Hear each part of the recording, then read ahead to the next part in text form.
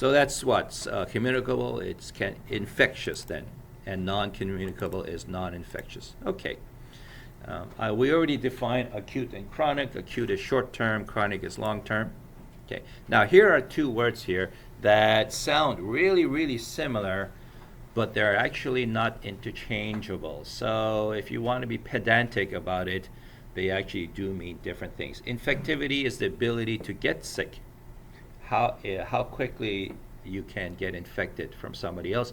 Pathogenicity is once you do get infected, how bad is it? How serious of a problem is it? And let me talk about an example that will really illuminate it. The common cold.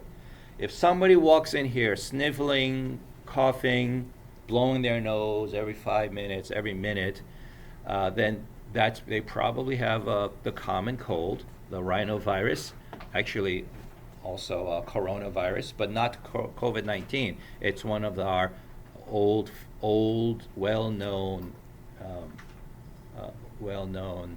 annoying neighbor member of the coronavirus family. Anyway, they have the common cold. You know what? After only 2 hours breathing the same air, one of you, if not two of you, by the end of the day will start to feel a little itchy in the throat. So common cold is highly, highly infectious. It's high infectivity. But then what happens if you do catch the cold? What does it mean? Well, then you get the sniffles, you get the coughs, you get a little bit of a headache, maybe you even get a fever. But then does it keep you at home from work? Unless it's like hospital work, then like if it's customer service or business, accounting, law, then probably not. Engineering, construction, no, it doesn't keep you from work. You can still work. You just stop by the drugstore and get some cold med, take it all day, and then you're fine.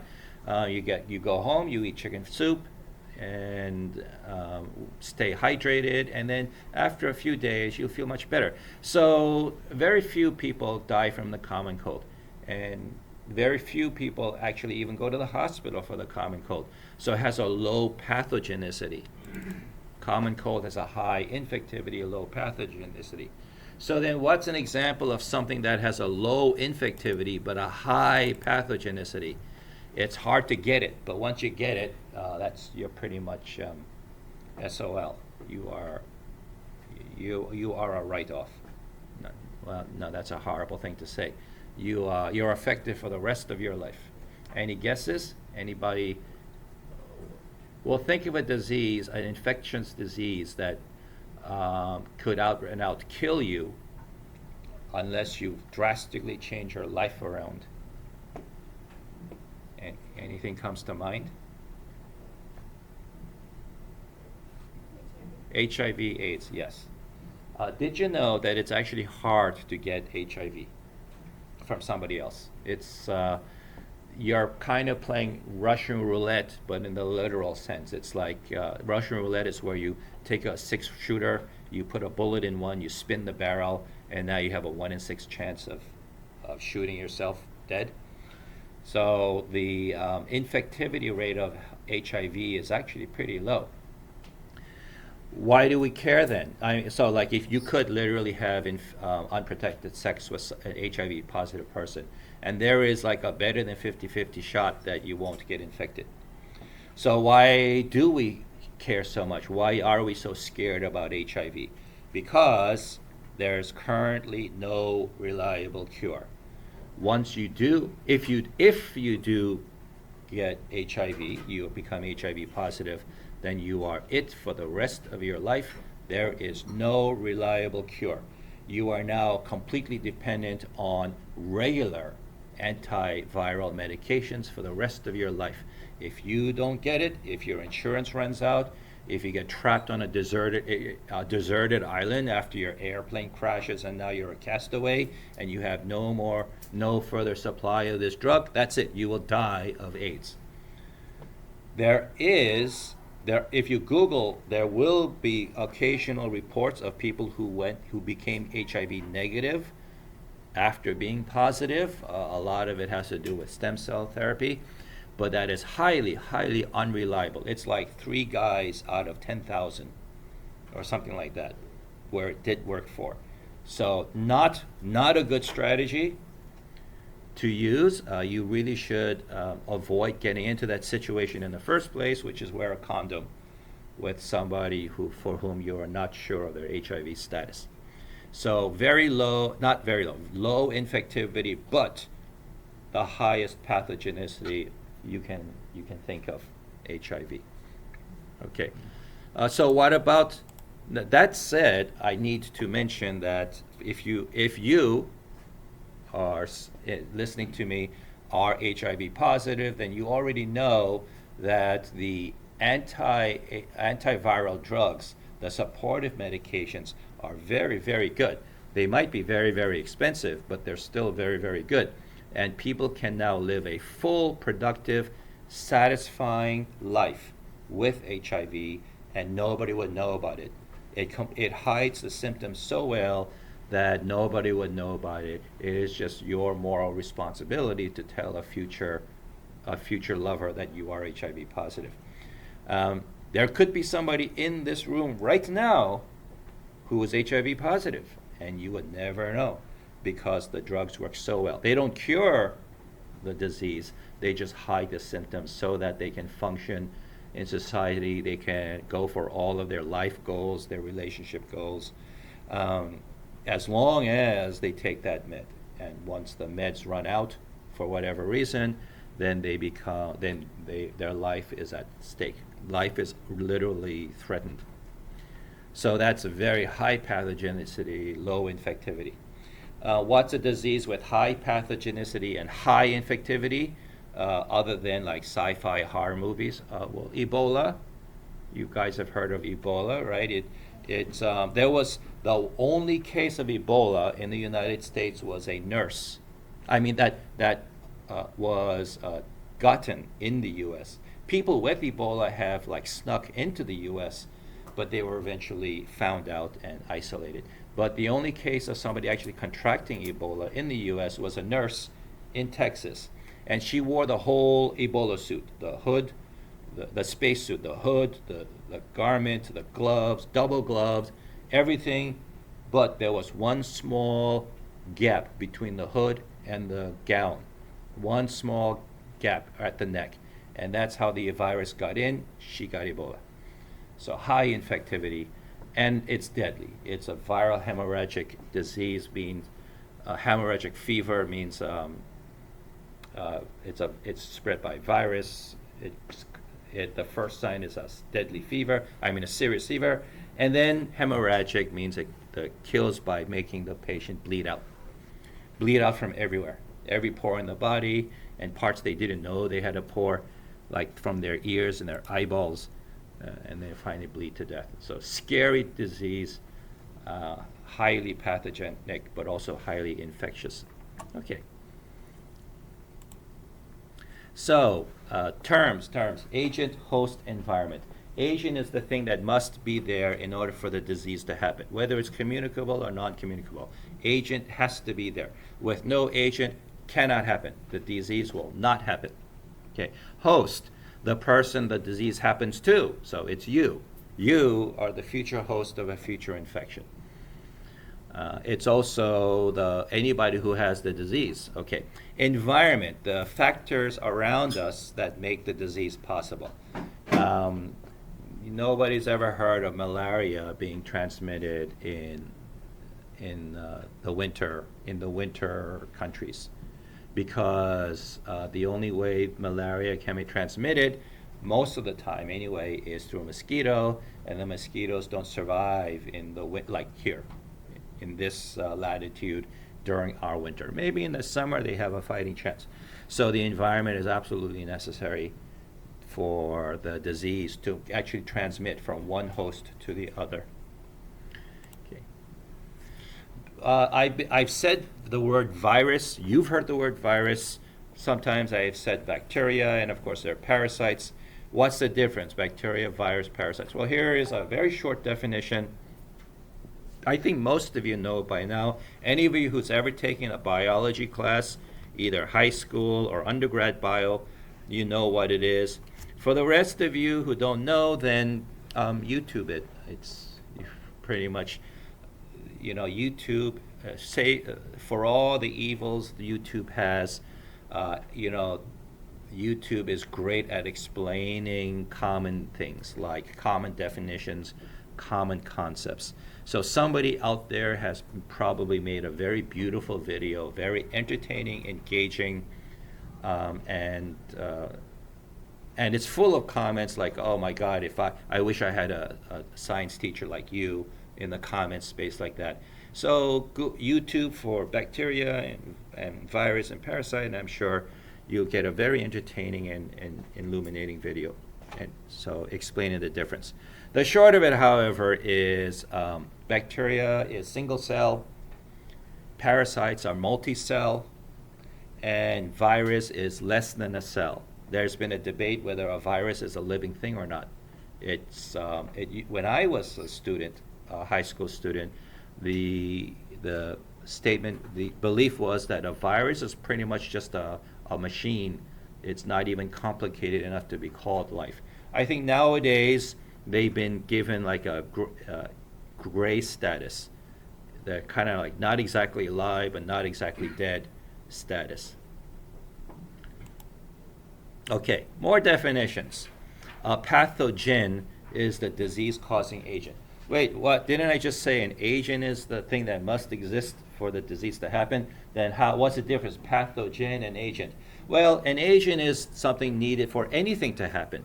The only way anything happens is if the agent is there. If the medical problem happens, then that's a pathogen. Patho means disease, and gen, whenever you have the letters G-E-N after a word in medicine, it means creating whatever is in front of it. So pathogen means creating patho, and in medicine, pathogen is something that creates disease. That's how the works goes. So agent is something that must be present for anything to happen, whether it's good or bad. If you want to get married, then you need a priest. So the priest is the agent, or a captain, or a minister of the peace, or duly certified representative of the government, or somebody has to be there to ask the questions. Do you? Okay, you're married. So, and then they have to fill out the appropriate forms. So an agent must exist, but marriage is a good thing most of the time, right? So agent must exist for anything to happen, good or bad. Pathogen is a bad thing in medicine. Okay, reservoir is the host where the disease is, and then new host is the host where the disease will go. Reservoir is the person who's already sick, and then the new host is the person who is not yet sick, but will be soon, according to this scenario. The portal of exit is how the pathogen left the reservoir, how the pathogen left the previous person who's already sick. The portal of entry is how the pathogen enters the next person who will get sick, who is not yet sick but will get sick. And then transmission is how the pathogen goes from one person to the next. So if you take this in order, especially reservoir, portal of exit, transmission, portal of entry, new host. So this is like an order of sequence that must happen. You can say it's a chain. And the reason why the word chain is used is because a chain is only as strong as its weakest link. You've heard the term weakest link. It was a popular game show a long, long time ago. The weakest link. So you think of a chain, which is a metal rope, and it's flexible as a rope, but as strong as metal, as steel. So it seems like the best of both worlds. What could be possibly wrong about that concept? Well, if one of those links in the chain has a defect in it, then that's it. The rest, it doesn't matter how strong the rest of the chain is. The chain is as only strong as its weakest link. What I'm trying to get at is, if you have a limited budget, if you are a healthcare provider or public health official, and you have a limited budget, limited time, limited staff, and there's this disease rampaging through your community, where do you get the most bang for your buck? How do you coordinate all your resources to have the most effect in reducing the spread of this disease reducing the severity of this disease, etc., reducing deaths, reducing disabilities. Well, the weakest link. And in this entire chain, the weakest link is transmission. Once the person's already sick, that's like saying prevention is better than cure.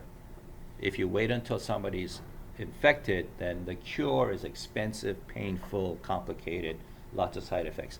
If you can prevent them from getting sick in the first place, you save a lot of money, prevent a lot of suffering, save a lot of time. So to prevent this person from getting sick, we need to do something about from here to here. Well, port of entry means going to each individual person not yet sick. That sounds really exhaustive. Instead, if we can somehow focus efforts on transmission, that is really where we get the bang for the buck.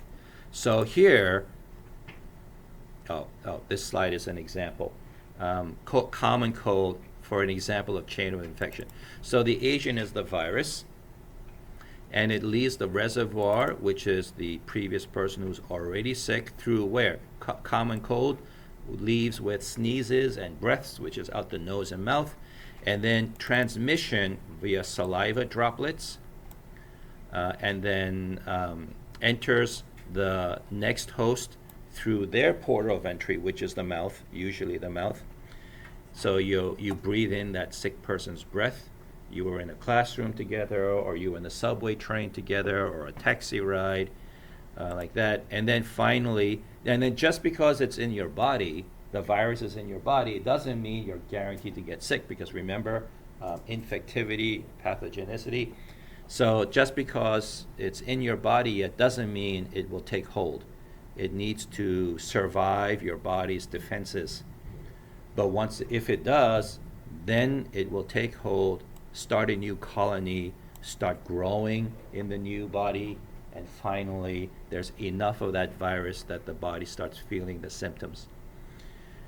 Okay, so modes of transmission, or routes, R-O-U-T-S, routes or modes. Either way has been used if you Google it, or depending on the department you've been talking to. So I used mode of transmission in this slide, but later I may say route of transmission. I mean the same thing. If you Google for modes of transmission, you're probably going to get a list. And to help you get your mind around that list, especially for those of you who've never seen any of these terms before, I divided into direct versus indirect.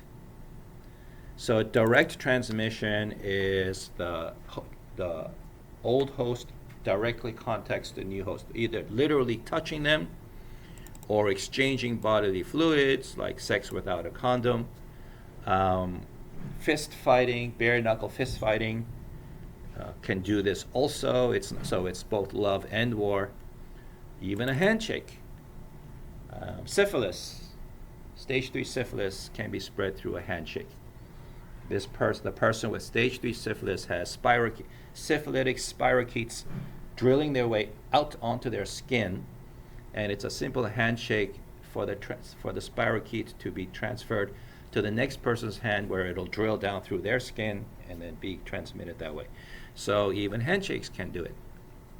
Indirect means there is some intermediary step.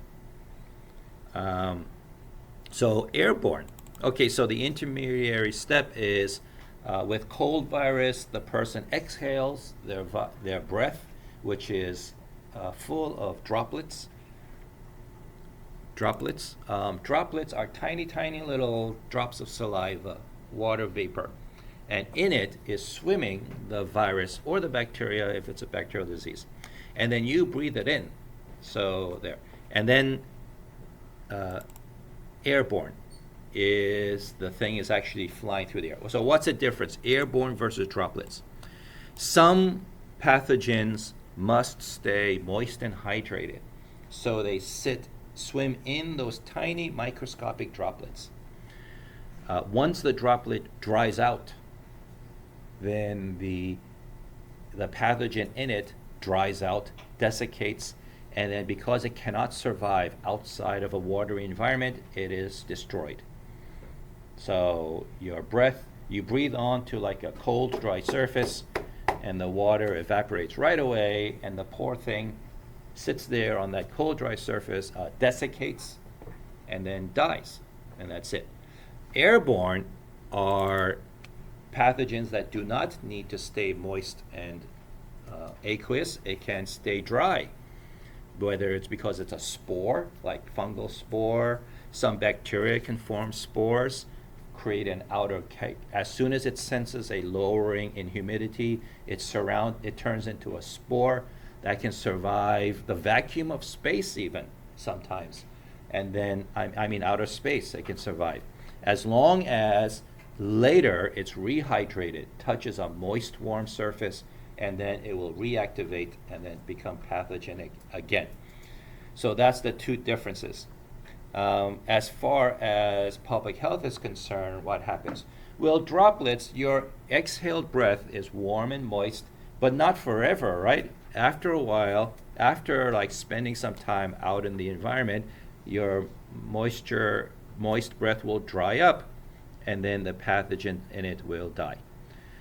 Airborne means it doesn't need to be moist, so it can, as long as it's up in the air, as long as it's enters somebody else's body, it will reactivate. So airborne pathogens can last forever. As long as it's in the air and it gets into somebody, it will last, it will infect them. Or if it settles down on a surface like a tabletop or a doorknob or a buffet spoon, and then somebody else touches it and then rubs their eyes or lick their finger in order to count the money, then it will get into their body. COVID-19 is a droplet transmission, and we know that because people are told to stay apart from each other, hoping that by the time, during the worst of it, hoping that if we stay far enough apart from each other, by the time I breath, one from an infected person makes it to somebody else, the breath is already dried out and the COVID virus died. Does anybody know what that distance is? Because you heard that number again and again. 6 feet. That's where the 6 number came from. They estimated. Now, of course, it's not a perfect number. It's not like a computer game. Because if you're in like a windy room, or if there's a ceiling fan going, then all bets are off, because your breath is now propelled around the room at a high rate of speed. The 6 feet number is from a enclosed, non-ventilated room with no draft, no breeze. That's how far your breath will travel. So it becomes, well then, what point is that number? Because in real life, there's always a draft, there's always a breeze. Why do we even bother trying? Because on average, if you're 6 feet apart, then most of those droplets will have dried out. Some will still exist, but that's a matter of the infectivity of COVID-19, which is higher. COVID-19 is higher infectivity than other influenza viruses. That was part of its virality, how fast COVID spread.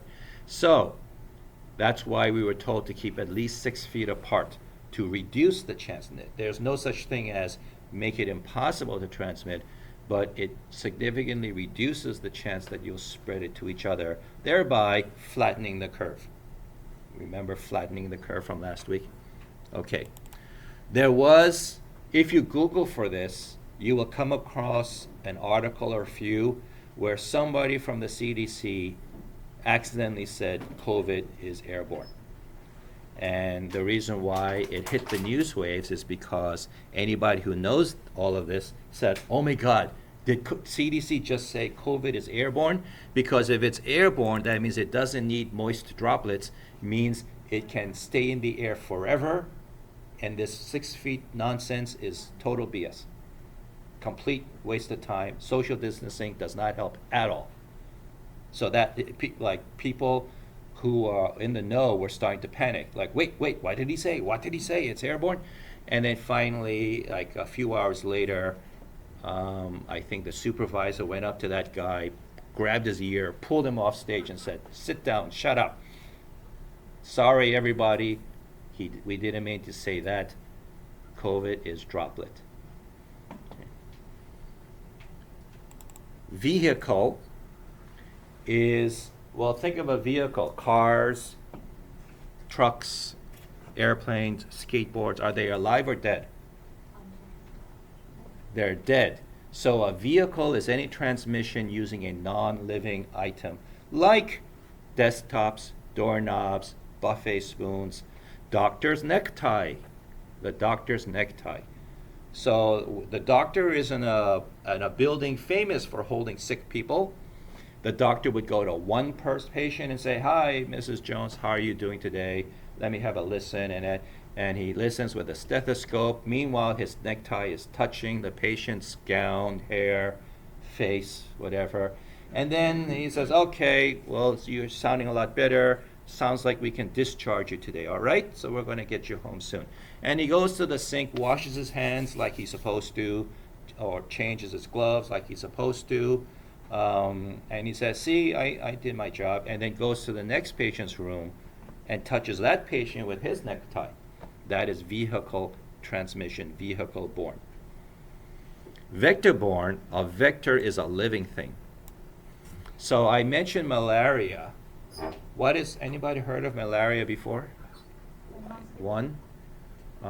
Anybody else? 2, 3. Okay, more people, almost half this class. Many semesters, nobody in a class of 25 knew what malaria was, which is shocking to me. Are they just? I thought, how do you grow up in the world never hearing of malaria? But anyway, what have you heard about malaria? Depends on the type of mosquito if it bites you. Depends on the what? The mosquito. Muscle? Mosquito. Mosquito? Oh, mosquito, yes. Yeah, the insect. Depends on if it bites, there's a special type. And it is a disease of the what? Anybody know what's the disease of the? It's not dengue. I don't know. What do mosquitoes want from you? Blood. It's a disease of the blood. Yes. What is it? What does malaria do to you? What do you need blood for? To live. Okay, it kills you. Yes. If malaria goes out of control in your body, then you will die because your blood is no longer functioning. Yes. Attacks your white blood cells? I think you're right. Somebody said it attacks your white blood cells. So, okay, we'll double check that. We'll let it stand at that. Okay. So what happens? What's so special about the mosquito that makes malaria transmission vector borne? Because the mosquito is alive. So what happens is, is the mosquito then the agent? How many say yes, the mosquito is the agent, the pathogen? How many say no, the mosquito is not the pathogen? Okay, we have, and then the rest of you are abstain or don't know. The mosquito is not the agent. There is a parasite that causes malaria, and they ride in the mosquito's saliva. So somebody who already has malaria, they get bitten by the mosquito, and the mosquito is just biting you because the female mosquito needs the protein to make eggs. So it's the male mosquito doesn't need to do that. Anyway, the parasite is living in this infected person's blood. The mosquito comes along, bites, drinks up the blood, and the parasite travels into the mosquito's body. Then the mosquito travels to somebody else and bites them. And in order to feed, it has to inject some of its saliva into the next person as some kind of an anticoagulant, anti-clotting feature. And by injecting its saliva in, spitting into the wound, some of that parasite travels back down the mouth of the mosquito into that next person. So the agent, the pathogen, is the parasite. It's not the mosquito. The mosquito is just a carrier. It's a vector. How can we prove that? Well, not that we should, not that you should, but you can go to somebody with malaria, take a syringe and needle, draw out their blood, go to somebody who isn't infected yet and inject it into them. They'll get malaria. No mosquito was involved. So as long as we can skip the mosquito part, then the mosquito is not the agent. It's just a vector. Black plague. What was the vector in the Black Plague? If anybody knows a little history. Mice? What did you say? Like mice? Mice? Okay, how about you? Mice? What else? Anybody have a different answer? Mice or rats? But anybody have a different answer? So the answer is the flea, who happens to sit on rats and mice. So the vector is the flea that bites people, because back in those days, the general population did not change their mattresses. So pretty soon your mattress was completely soaked in sweat, old sweat, leftover vomit, skin cells. They never cleaned their mattresses, and of course swarming with fleas. And they would bite the people who slept in it, and they would carry the fleas around on their body into other social settings, and the fleas would jump. But fleas not only love to bite humans, they also love to bite mice and rats. And the rats and mice can run a lot faster than the flea can, so they help accelerate the spread of the fleas around the village, across on ships and other transport media. But anyway, the flea itself is not the agent. It's a vector again, because it's a bacteria, sometimes virus, sitting in the flea that is transmitted when the flea bites the human. So these are all examples of vector. If you are bitten by a wild animal, you're walking in the park, you saw a cute animal, so you're going to take a selfie with this animal, selfie of you feeding this animal, and then just as you look away to look at the camera and make your duck face, it bites you. Now everybody's afraid that you now have rabies. So that animal is a vector, the rabies virus is the agent. All right, enough of that. Okay. So how do we have so far? Direct and indirect, airborne, droplets, vehicle, vector-borne. Okay, there are many, and one more way, and this is a big one, fecal oral. From their ass to your mouth. Ooh, my instructor said a bad word. I'm going to report him to Human Resources, Title IX. We're going to get him fired. Hey, look, that's literally what's happening. That's literally what fecal oral means. So and if you say, hey, I'm not that kind of a guy, okay? So don't judge me. No, it's not like that. It's you go to a food truck, and that's the food truck that only wears one plastic glove, the same glove all day, because the Health and Human Services inspector said you must wear at least one glove when you're serving the public. So the owner said, okay, you want me to wear a glove? I'll wear a glove. Wears one glove all day, goes to the bathroom, does not wash his hands after he comes out of the bathroom, continues preparing your food. You come up, you buy the food, you eat it, fecal oral. That's fecal oral. Cholera, not that I've mentioned cholera in the extra credit assignment, is fecal oral. People who are infected go to the bathroom in some part of the world that doesn't have a modern sewer system isolated from the drinking water system. Our modern sewer system has saved more lives than all the doctors in the world combined, because it prevents these fecal oral transmissions of his famous and deadly diseases. So it happened, and so cholera actually pops up around the world today, again and again. In the Caribbean, the islands of the Gulf of Mexico too. what happens is when hurricane season comes around, that makes the news. Every time a hurricane blows through, then Americans care because, well, they're worried that this hurricane's going to make its way up into the North America. But at start, the weatherman tracks the hurricane across the islands of the Caribbean. What doesn't make the news is that a week later, there will be epidemics of cholera as local sewer systems overflow with all of that wind and water and soak into the water table, and the people who rely on wells and streams for drinking water don't boil it as well as they're supposed to, or out of desperation, they drink it anyway, and the cholera spreads. Listeria just hit the news last week. Yet again, every year, almost every year, there's a listeria outbreak in the United States of pre-prepared salads. If you ever buy those salads that somebody else chopped up for you and it's sold in those plastic bags, every once in a while there's a recall because of listeria.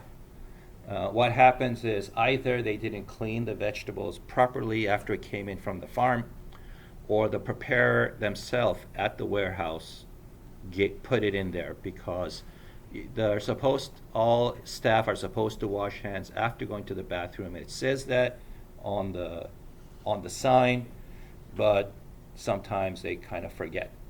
And before you say, how dare they disobey a work law or something like that, well, think back to when you're an employee. Have you followed every rule of your company exactly? Oh, you did? Okay, very good. So I'm going to remember you, and anywhere you work, that's where I will frequent. The rest of your coworkers get lazy, tired, they don't have time for this or something like that, and so they skip rules. I'm not saying bathroom habits, but something else about your work, whether it's documentation, handling, or cleaning, or inventory, or whatever it is. You don't do everything in your job perfectly to the letter. You may not even know all of your company's policies and procedures. So things happen. Humans make mistakes, and then listeria shows up. In another disease that comes up in North America, around here, well, let's talk about E. coli. There is a gigantic family. So just like you don't judge the entire family on the actions of like a few of its members, right? A couple of the members keep ending up in jail. That doesn't mean they're all criminals, right? A couple of the others went to college and became lawyers, while a couple of others went to jail. So E. coli has good species and bad species. Anyway, there is a bad species that causes bloody diarrhea, and it pops up around here, Queens and New York, once in a while. What happens is some restaurant undercooks its meat, the hamburger meat. The E. coli, we can't stop E. coli, the bad E. coli, from showing up in hamburger meat. It's always there. It's just way too expensive to completely prevent that. So anyway, what we do is we educate the public that anytime you have hamburger, always cook it thoroughly. Please never order hamburger medium well or rare. You are just asking for it. It's pretty much, at that point, it's pretty much Darwin Award. You know, if you don't know you're supposed to cook your hamburger, then something's wrong with you at this point in your life. So these restaurants undercook the meat to save money, and then that causes a local E. coli outbreak of bloody diarrhea. And eventually the health office zeroes in on the cause, and they see that it's a single point continuous source. Remember that phrase, single point continuous source, from last week? And they find the offending restaurant, they slap a violation on it, like that. Hepatitis A appears in the United States, but now, Hepa means liver, itis means inflammation of, so it's a disease of the liver, and letter A means there are other variants, like hepatitis B, hepatitis C, and D, like that.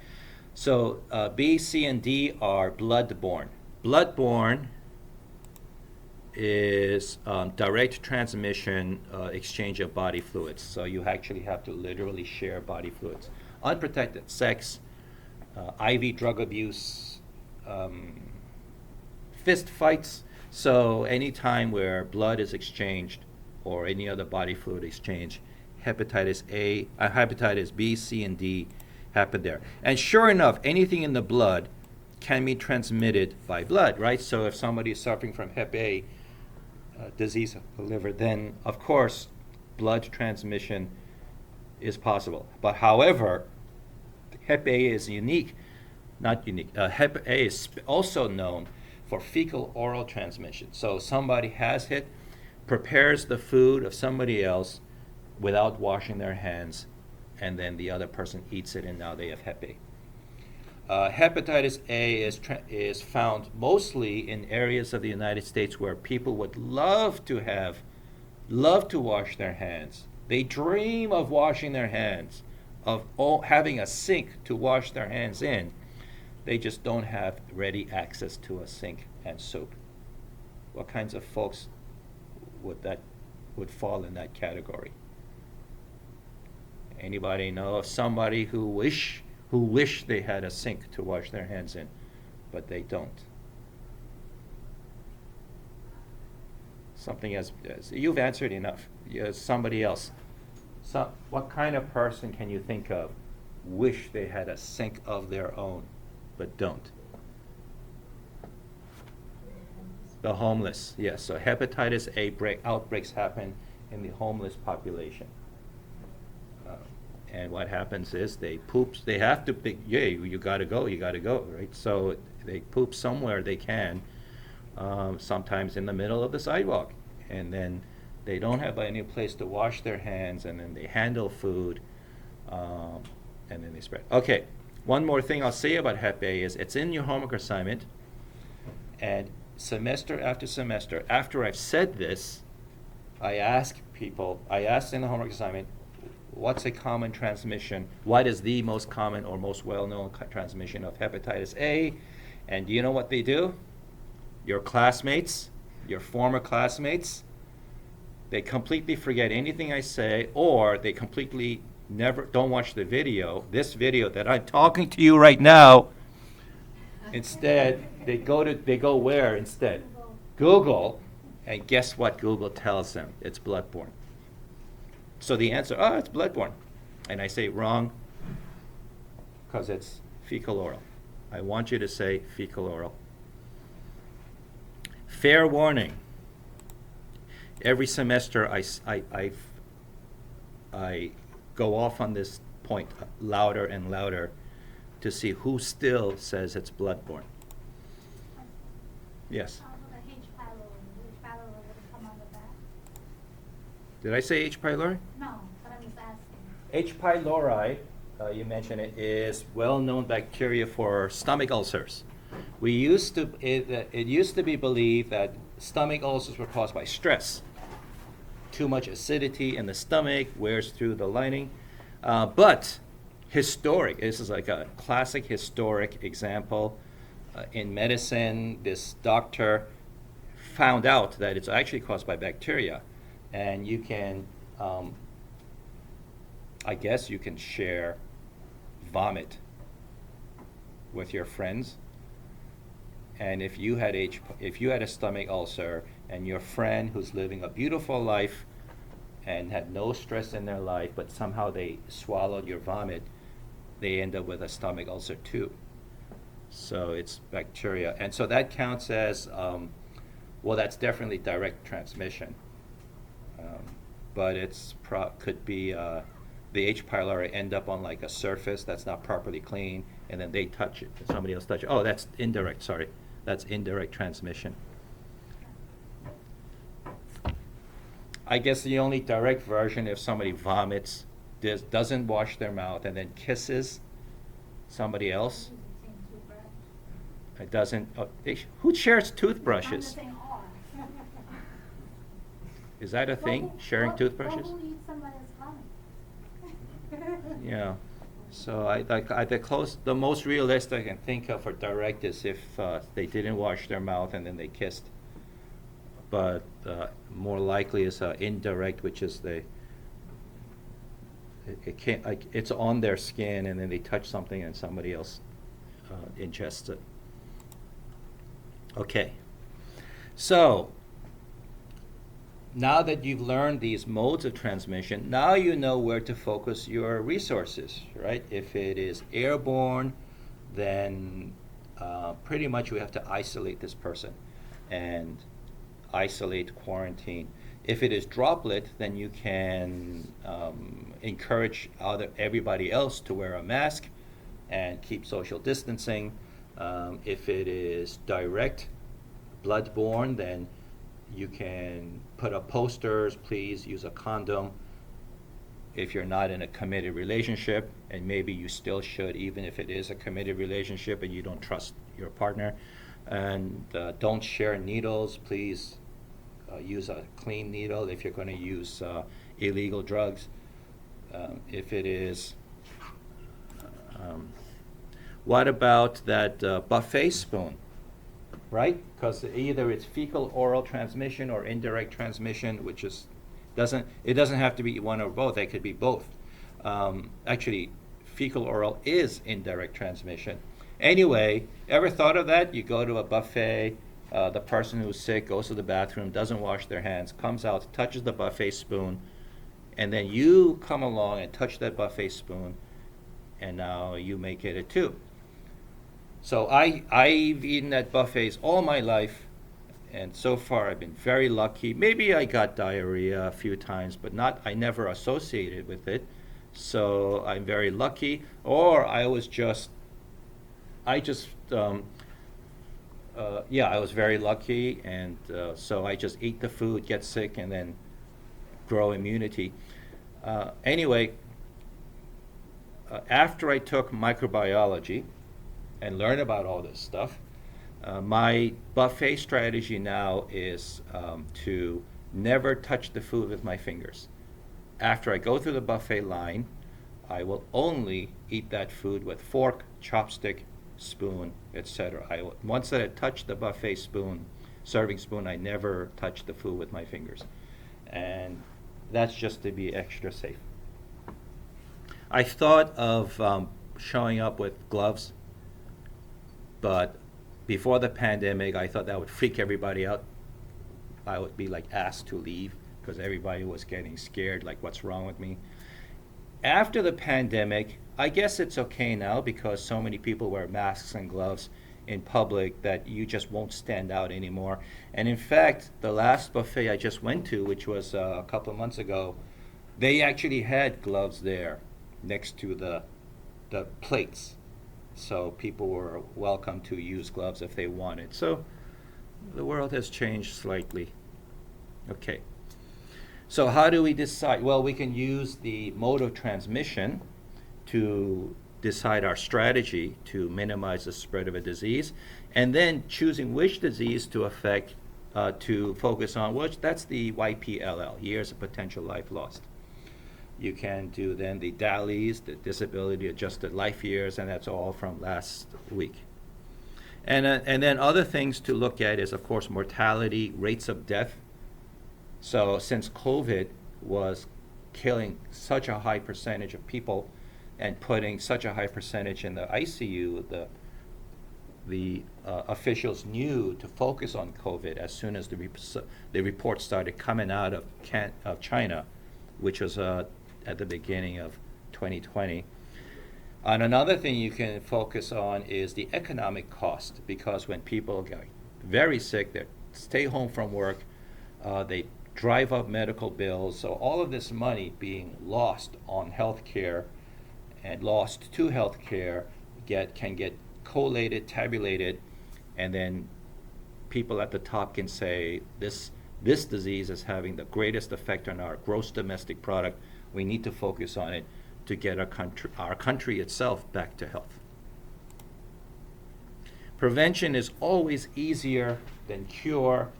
Prevention is our focus, but some people will get sick anyway, so we can't abandon them. So intervention is the other name for cure. Intervention either meaning that get them not sick anymore, or intervention in treating their symptoms while we wait for the disease to finally work its way out of the body. Eradication is complete the elimination of disease from the population, like back in Lecture 2, when the World Health Organization proudly announced the world elimination of smallpox. Smallpox still exists in corners of the world and, of course, in secret government labs all over the world. But in the general population, it's not a problem anymore. We almost did that to measles. We were almost there. But then the anti-vax community turned that around and pulled defeat from the jaws of victory. It's like the superhero had the villain cornered and was about to put the finishing coup de grace and kill that villain once and for all. No sequel for you. But then the anti-vaxxer came in and say, stop. You know, this is against my constitutional rights, and saved the villain's life. So he is free to strike again in the sequel. Okay. Remember primary, secondary, and tertiary. Remember that primary is not letting the person get sick in the first place. Secondary prevention is preventing them from getting sicker. So secondary means they already got sick. It was too late for the primary. Secondary now is prevent them from getting more sick, which means interventions, cures, treatment for symptoms, that medication, surgery, all of that good stuff that you traditionally go for a doctor for. That's secondary prevention. Tertiary prevention, remember, is all of that secondary prevention has side effects. Any medication you take, whether it's prescription or over-the-counter, has side effects. In fact, everything you do in life has side effects. So treatments, of course, have side effects too. And the tertiary is to prevent those side effects from disabling you, from disrupting your life, whatever it is you need to get done. What's a possible side effect of treatment? Well, when you break your leg, what happens? How do you treat a broken leg? Put them in a cast.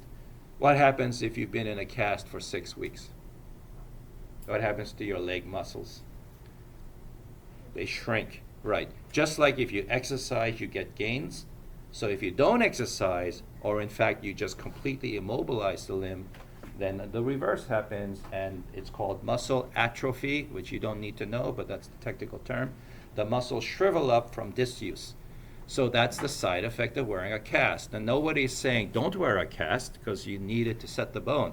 But now that the muscles are shriveled up, and after they take the cast off, you have to go get those muscles back to original strength through physical therapy. So physical therapy is a tertiary prevention, treating the muscular atrophy from the secondary prevention, which was a way to fix a broken leg. What would have been a great primary prevention for that broken leg? Well, don't let them get that leg broken in the first place. How do they break their leg? So send an investigator, do some studies, find out that this many % people fall off of that stairway. So guess what? A primary prevention is to put railings on the stairway, put non-slip foot pads on the steps, put a sign, please watch your step. Those are all primary preventions of preventing broken legs from people falling off the stairway.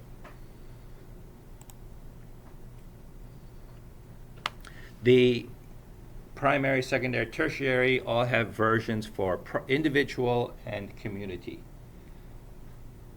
That several of these slides are showing examples of primary, secondary, tertiary for individuals and primary, secondary, tertiary for communities. And that, I think that's self-explanatory, what individuals can do, what communities can do.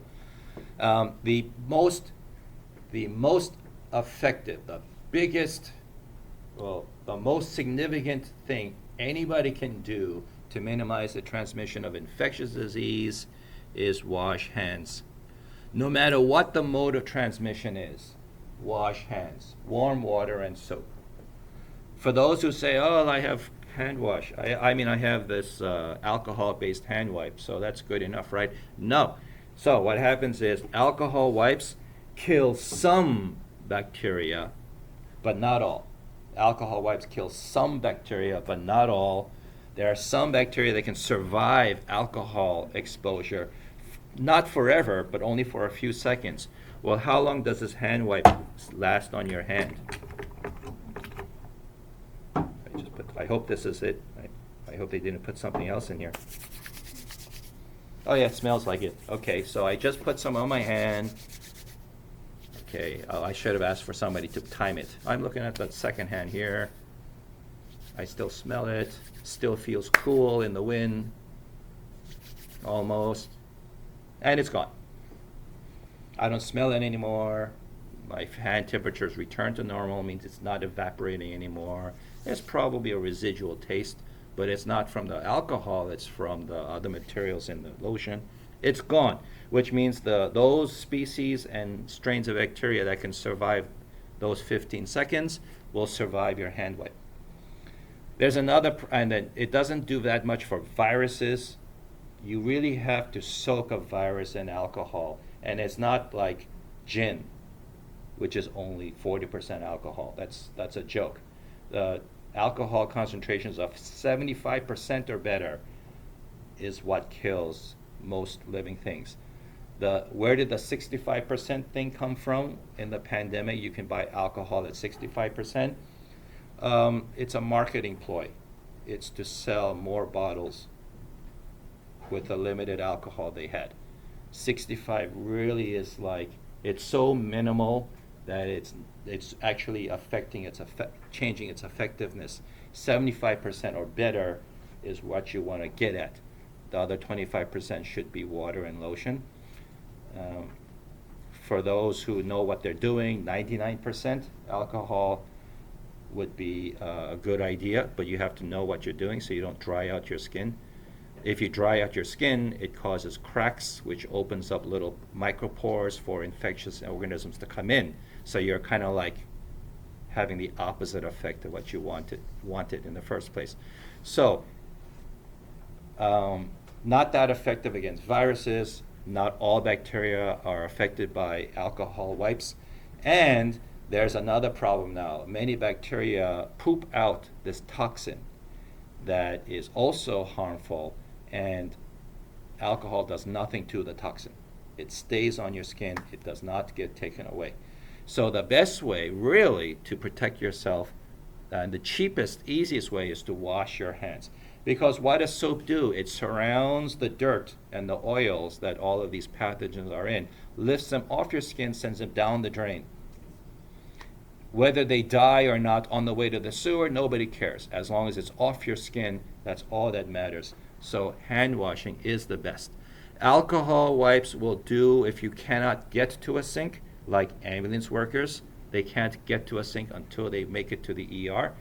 So they have to have hand wipes. But then as soon as they get to the ER, as soon as they drop the patient off with a nurse, they right away go to the sink and then wash their hands.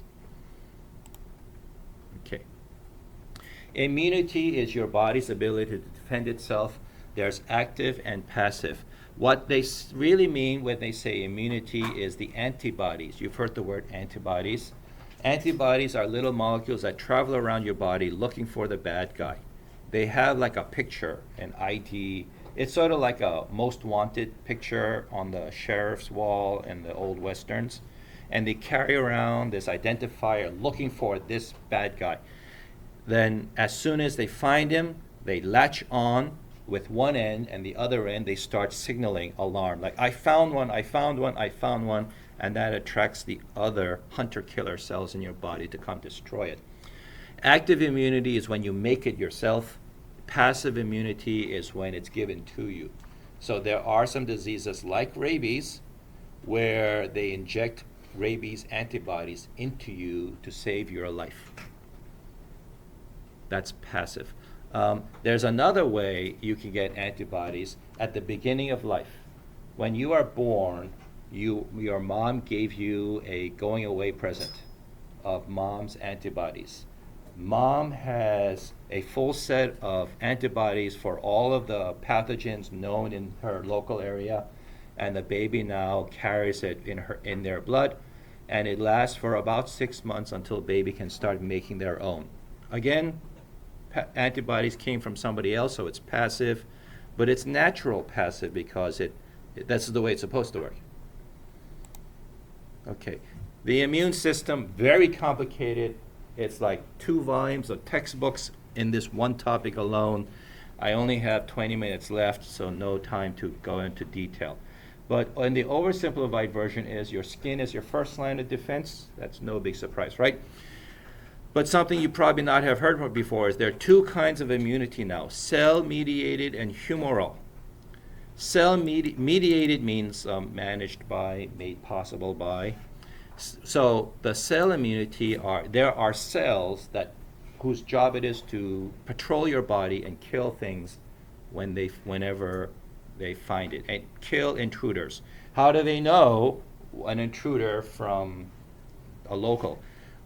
Every surface they touch in your body inside, there is an ID card. It's like your Queensboro ID card that the security guard is supposed to ask to see once in a while. Every surface in your body has ID information displayed saying this is self. And these cells, especially white blood cells, always check it. So if it ever comes across a surface, a material that does not display this self ID or appropriate ID, it will attack it and destroy it. This means then that they don't care who it is, as if you don't show proper ID, you will be destroyed. Humoral, from the word for like blood fluid, are the antibodies. Mainly, the main actor there is the antibody. Like I said, these antibodies have a specific picture they're looking for. And they're so good at it that they only respond to that one face, nobody else. So if they come across another virus, another bacteria that's also trying to do bad to your body, but it doesn't match the description, then the antibody will leave them alone. Hopefully there's another antibody looking for that guy. But since this antibody is not, it's going to leave him alone. So the difference analogy I like is cell-mediated is the police officer in full uniform with the badge, with the radio, walking up and down the marketplace, just keeping the peace. And then if there's a disturbance, they go respond to the disturbance. No matter who's doing the disturbance, that's okay. They'll do their job. Humoral immunity is like the detective on a case. They are not there for the bank robber. They are not there for the shoplifter. They are there looking for a suspect from a case, from another criminal case that they were assigned to the other day. So they're walking down the marketplace looking for this one guy. Suddenly there's an alarm, and then 2 blocks down there's a bank robbery. Well, that antibody will notice that, well, their guy is not there, so they'll ignore it. They won't respond to the bank robbery. They'll just keep on looking for their one guy until they find him and then latch on. So that's the difference. Cell-mediated is all bad actors. Humoral is one specific bad actor. How do they know who to go after? How did they get this picture? How do they get this most wanted poster? Well, it's a complicated system, but when the body's exposed to foreign objects, it keeps a snapshot of it and sends it to the immune system, and the immune system processes this snapshot, which are specific molecules, and assigns it to a specific antibody system. Okay. I said white blood cell, and in medicine that's called a leukocyte. Leukocyte. Leuko means white, and cyte means cell. A lymphocyte is another version of these hunter-killer systems that are alert to anything abnormal or wrong, not a specific one. Okay, and they check IDs. Oh, by the way, the pus that you see in a wound, like the day after the wound, as the wound is repairing itself, you see pus appearing. Those are all the dead white blood cells that have died protecting you. Those are the bodies of your troops after they have fallen in battle. So the next time you see pus on a part of your body as the after of an infection, you should you should pause and like give thanks. Whisper a little thank you, because these are the bodies of your fallen soldiers died protecting you. Okay, humoral. Okay, so who makes these antibodies? Actually, what is the antibody factory? And the oversimplified version is they are memory cells. Memory cells are in charge of producing more antibodies specific for that snapshot, that most wanted picture, that molecule. And just by the name, you can tell it's going to stick around. Long after the battle is over, these memory cells still persist in your body, and always remember.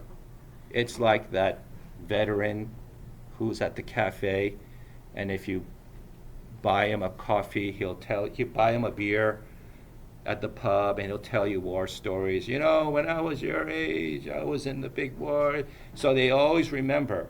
But what happens is, if the alert goes out, remember that enemy you fought 10 years ago? He's back.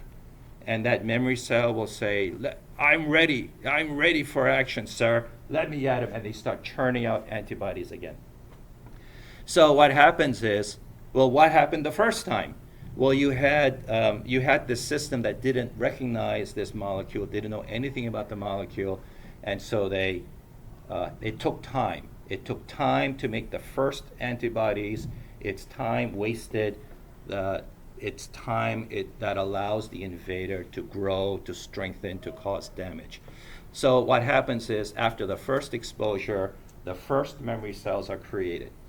Then in the second exposure, 5 years later, 10 years later, 20 years later, these memory cells are still there in your blood, and they respond right away, start churning out antibodies off of the assembly line right away. There's no time lost. The next army of antibodies for that specific disease is created very quickly. You are defended sooner with more troops. And not only do they make more antibodies, they also make more memory cells. So instead of, they go from 0 the first time to like 1,000 the second time, second exposure, to 10,000 the next exposure, to 1,000,000 the third exposure. See where this is going? Each one is an antibody factory churning out thousands, millions. So which means then by the time of your fourth exposure, that's it, you are immune. There is no way that the invader can come up with that many invading troops to overwhelm your defenses. This is how your immunity, humoral immunity works. And by the way, this is how vaccines work. This is the principle of vaccines. The plan is, instead of waiting for you to get sick first time, your first exposure, how about we take some of the molecules that are known to come from this virus, chop it up so it can't actually work, they're non-functioning viruses, chop up the sections like surface molecules and inject only those. So those molecules are now in your blood. Your detection system says, hey, who are you? Show me some ID. No ID, you're the enemy. Send a picture of these molecules to the immune system, and they start making antibodies, which is why you have a reaction to your vaccination. But they start making memory cells, so that one day the real infection comes along, and what do you know? There are already memory cells for this molecule in place, and that's how vaccines work. Okay. There's a couple of extra associated or assistant systems to help you defend yourself. And you know these, the mucous membrane. When you get a respiratory infection, you make a lot of phlegm. You get a runny nose. These are all things that help stick and wash the intruder away or up the throat. They travel down into your throat, into your lungs. The mucus is produced, which sticks to the bad guys, drowns them, and carries them up to your mouth, where you spit them out or reflexively swallow. It's okay to swallow these bacteria or viruses. It's more protein for you. They don't survive your stomach acid. They're not supposed to anyway. So this is why smokers get sick more often with respiratory infections, because this entire respiratory system is damaged after a lifetime of smoking. Herd immunity is something you've heard a lot of, I guess. The idea of herd immunity is some people cannot take the vaccine, either because they got an allergic reaction, and so it is the danger from the vaccine itself that now outweighs the benefits of it, or the doctor told them in advance, I'm sorry, but I know we tell everybody to, but for your medical situation, maybe you shouldn't. And then finally, some people just refuse outright to get the vaccine for their own personal reasons. Well, they may have a chance to survive an epidemic if everybody around them is already immune from memory cells because they got the virus itself and then survived it, or they got the vaccine and they're immune now. Anyway, everybody around them is immune, which means there's no chance for the virus to make it to this person. They're still vulnerable. If they ever stepped outside the community, if they ever traveled outside of the country on vacation, they're going to get walloped. They are not prepared. They have no defenses to it. But as long as they stay inside this community, surrounded by immune people, the virus will never reach them. That's herd immunity, which makes no sense in New York City, right? Because we have foreigners traveling through the city all the time. The trains, your buses, people who are not immune, who never got vaccinated, from other countries, they're sitting on the subway car next to you. Herd immunity does not work in New York City. Do not depend on it. Get vaccinated unless your doctor tells you, no, not you. No, not this guy. I mean, when your doctor tells you, not you, it's okay. Don't worry about it. Here's a letter I'm going to write. Show it to anybody who tells you to get vaccinated. Everybody else should get vaccinated. Okay. I got vaccinated and I got sick anyway. Okay. There's a possibility that the vaccine doesn't work because nothing in reality is 100% guaranteed. There could be the bell curve at work. Remember the bell curve? So you could be right. I'm not saying you're wrong. But now tell me a little bit more about what you felt when you thought you got sick anyway. And they say, well, I got fever. I got a little fever. I got body ache. It swelled at my injection site. Well, maybe it's the vaccine that shows the vaccine is working. Because what's the job of the vaccine? To trick the body into thinking it's being invaded. What does the body do when it thinks it's being invaded? And I don't have time to go into this slide by slide, but if you go into infectious disease and click on what microbes want, here's a little cartoon I drew. So I don't have time to read it to you, but read it for yourself. What do microbes want? The same thing everybody else wants: a place to stay, enough to eat, someplace safe to raise a family. That's what everybody wants, right? So it's not the infectious disease desire to cause you to feel pain, fever, all that stuff. They want to stay on the down low. They want to stay hidden. They want to stay outside under the radar, not to be noticed. But it's your white blood cells and other detecting mechanisms that realize intruder alert. And when the intruder alert is sounded, the alarm is sounded, then these are your body's responses to infection. Pain is a great way for your body to say, whatever you just did, stop doing that. That's the job of pain. And another thing pain does is it sends out the red alert so that other repair and response mechanisms. It's like calling 911 so that police and firefighters and paramedics can start arriving at the scene. Inflammation, swelling, is a way to get more stuff there.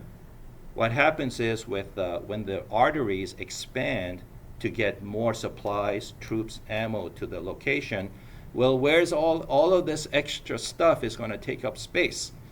Swelling. Right? All this extra stuff is there, it's swelling. Mucus drowns out, surrounds the bad guys. And fever, the job of fever is something, first of all, it's something your body does. It's not what the bacteria wants you to have. Your body ratchets up the thermostat with the idea that if it gets hot enough, some of the biochemistry that the agent is depending on no longer works, and they actually get cooked to death. And these tiny little gray characters, these little wishbone-shaped characters here, zoom in, is the antibodies. So they latch on to the surface, they detected the intruder molecule and say, I found it, I found it, I found it. Well, if that's the case, then why do we go to the store to reduce inflammation, mucus, fever? Why is there an entire row in the drugstore to reduce these things if I just said these things are good for you? Well, two reasons. First of all, modern medicine. We have antibiotics, antivirals. We have medicines to cure you if it goes out of hand. So as long as we have that, then why suffer through all of these inconveniences? Why not just be socially presentable, stay as attractive as you are, and then if after like a week of taking these cold and flu medications, you still feel sick, then go see a doctor and they'll give you a prescription for antibiotics, antivirals. This is how it works today. Okay. So if you got the vaccine but you got sick anyway, either because the vaccine didn't work, which is possible, bell curve, but if it didn't work for you, it doesn't mean nobody should take it. It just means it didn't work for you. And the other reason is maybe it's working, and these are the signs that it's working. Okay. Now, that was a casual, oversimplified thing to say, but if you Google or search for COVID vaccine side effects, you will get stories of people who have died from the vaccine. So it's one thing to say bell curve, LOL. It's another thing to realize that some of these side effects are so severe that it actually cause serious effects like myocarditis, neurologic defects, and also some have died. According to this report, 2023 report, International Journal of General Medicine, there was a total of 1.4% deaths of people who got the vaccine. And reported it to the adverse event reporting system. However, they did go on to say in the article they do believe the vaccination had nothing to do with the vaccine. It was the heart disease exacerbated by COVID that actually killed them. But anyway, so for those who watch your favorite conspiracy theories tell you vaccines kill people, here's a counter argument that no, it's not the vaccine that killed people. They were already sick from heart disease, and then COVID made them, took advantage of that weakness. And even though they got the vaccine to try to save their lives, it was too little too late.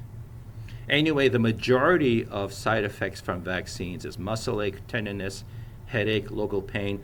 This is more likely a sign that the vaccine is working. The body is responding to a perceived invasion. Okay.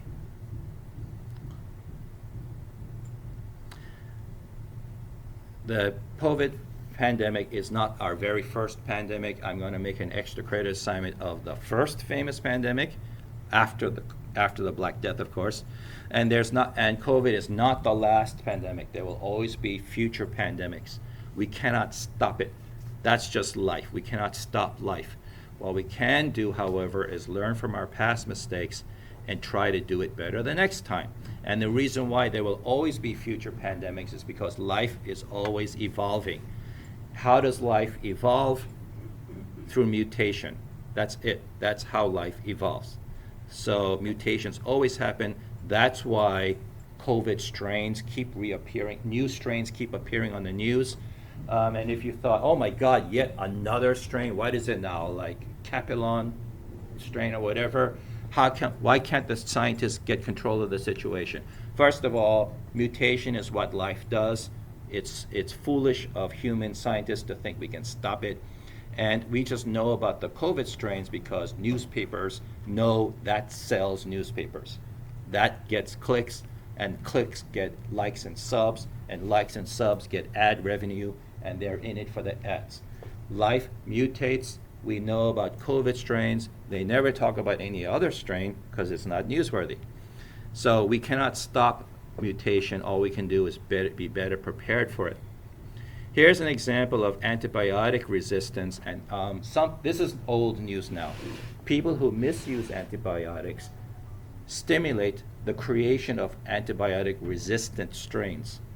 When you get a prescription for an antibiotic for an infection, do not do what this guy did. This is like slide 1, 2, this is week 1, week 2, week 3, week 4, week 5, week 6 timeline. This guy is an example of a guy who got the antibiotic for something that hurts, and then after like 3 days, he feels a lot better because the antibiotics are working, but they're kind of expensive and he doesn't have health insurance. So what he did was, he does that thinker meme, like I'm smart meme, and he takes the rest of the antibiotics, saves it for another day because he feels better. But what he did was allow the surviving bacteria to reproduce. And now the ones that are already resistant reproduce better than the ones who are sensitive to the antibiotic. So after a couple of rounds of this, he gets sick again, and again, and then he uses the antibiotic, and this time it does not work because now the majority of the bacteria are resistant. So it's through the misuse of the antibiotic that he created a resistant strain. The moral of this story is if the doctor gives you a prescription for an antibiotic, follow the directions exactly and use it for the full course, which is typically 10 days. If you don't, there's a real chance that it will stop working. You go to the doctor and say, my first doctor was an idiot. He gave me drugs that didn't work. And that second doctor will patiently explain to you, no, it used to work, but now you have a resistant strain. Now we have to use something more expensive with more serious side effects. And hopefully this one will still work.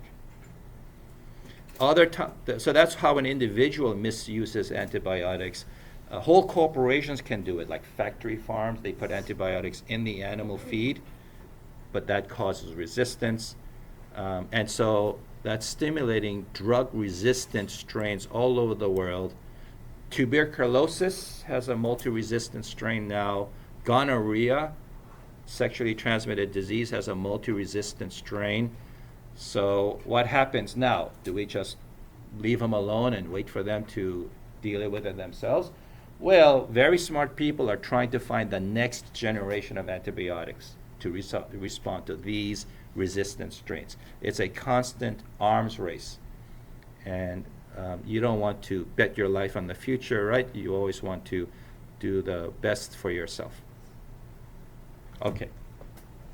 Made it. Quitting time, and I made it in time. So are there any questions? Then I will stop the recording.